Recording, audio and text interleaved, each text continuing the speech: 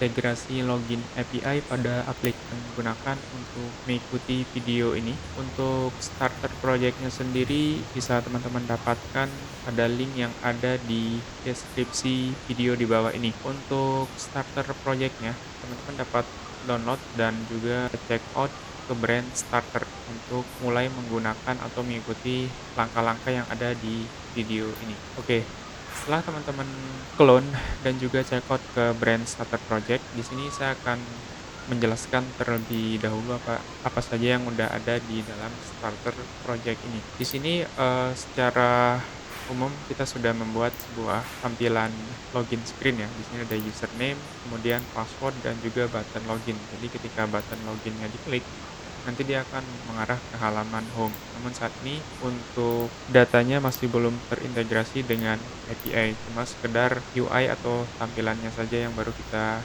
bikin pada starter project ini. Nah, kemudian ada beberapa package juga yang bakal kita gunakan di sini.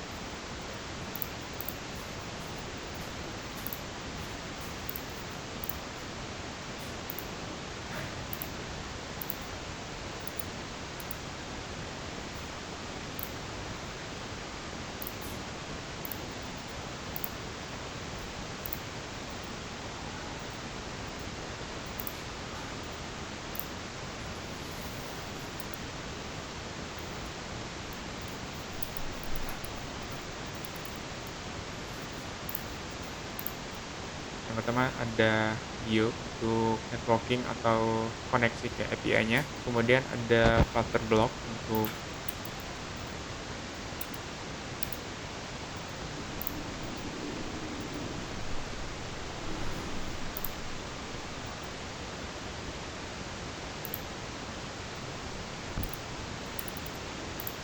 mengelola state manajemennya, kemudian di sini ada Flutter SVG untuk mengelola image atau gambar, kemudian ada Epic Dart untuk fungsional program kita gunakan, ada Get, ini beberapa komponen yang dapat kita gunakan, itu ada Out button ya di sini untuk membuat sebuah login text field, itu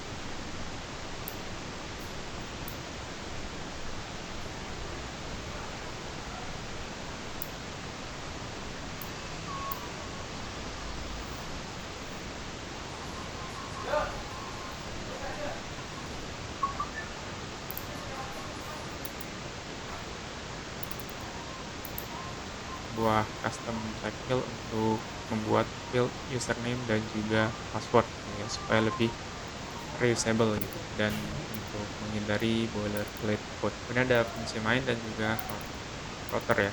Ini ada dua halaman yang kita bikin routes-nya, ada halaman login dan juga halaman home. Nah, untuk API sendiri kita menggunakan API dari dummy JSON ya. Ini merupakan dummy API. Di sini kita menggunakan yang endpoint out/login ya. Jadi kita akan mengimplementasikan fitur login pada aplikasi ini gitu. Di sini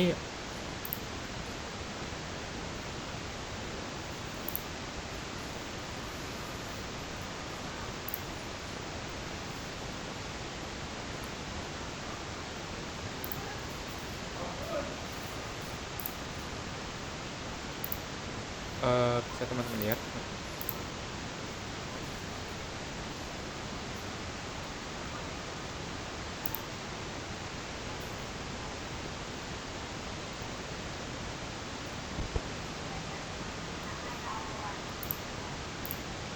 untuk request body-nya dia ada username dan juga password gitu dan ada tambahan expires and minutes gitu. Jadi di sini kita perlu tiga ini sebagai request body dan untuk outputnya sendiri ada ID, username dan lain sebagainya, kemudian ada access token dan juga request token gitu ya. Jadi kita akan menyimpan akses token ini ya, yang kita dapatkan dari respon nantinya untuk keperluan penyimpanan sesi login gitu. Oke, seperti itu kira-kira. Jika kita coba di Postman ya,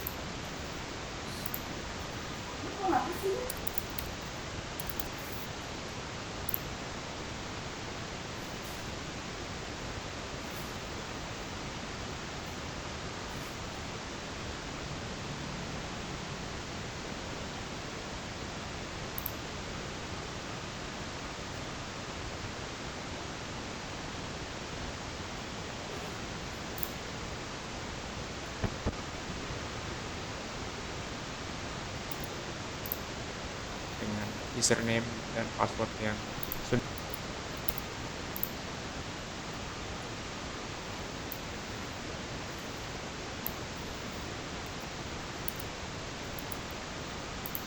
sudah disediakan oleh dummy API-nya, ketika kita sending atau hit API-nya maka kita akan mendapat respon seperti ini gitu. Jadi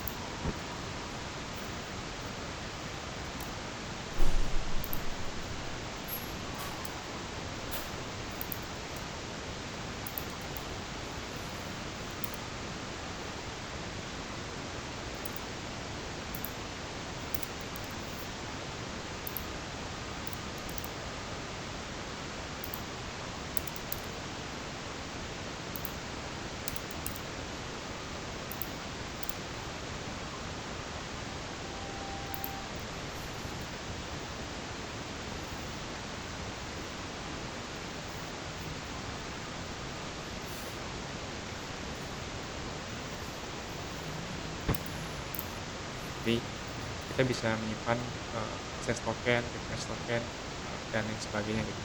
Namun di sini kita hanya butuh semisal akses tokennya saja gitu ya, untuk kita simpan dan untuk keperluan sesi login dan juga request API yang lain ke depannya gitu. Karena, akses token biasanya untuk keperluan ditaruh di dalam header authorization untuk mengakses endpoint yang lain gitu. Seperti contoh di sini get current user gitu. Ketika kita ingin mengakses API current user ini, kita perlu menaruh akses token yang kita dapatkan dari login respon sebagai header otorisasinya gitu. Jadi kurang lebih seperti itu ya. Nah, sekarang mari kita masuk, kita mulai ke langkah-langkah untuk melakukan integrasinya. Namun di sini kita perlu membuat beberapa folder terlebih dahulu ya. Jadi yang pertama kita perlu bikin folder service. Ini services untuk mengelola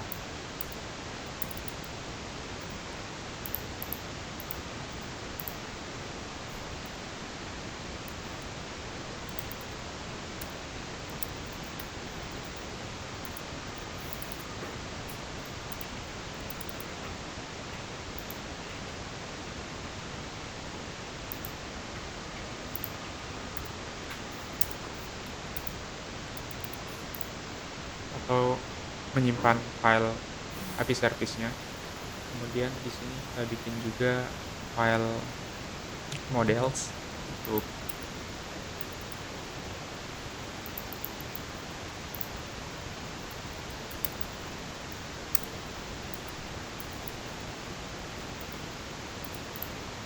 menyimpan modelnya gitu. Kemudian kita bikin juga di sini repository.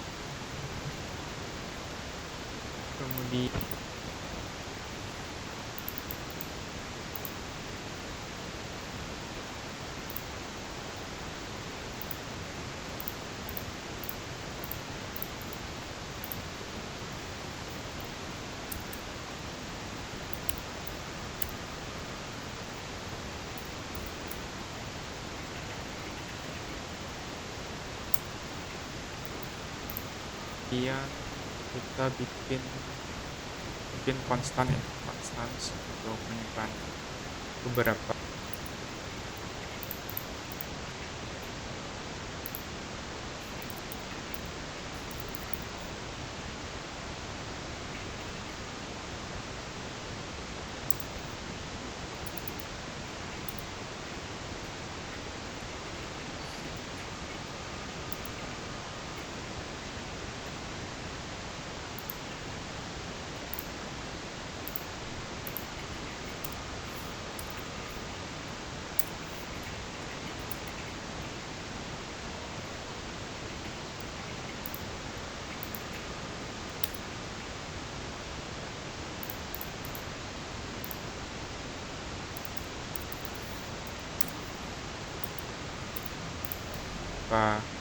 Key atau base URL nantinya.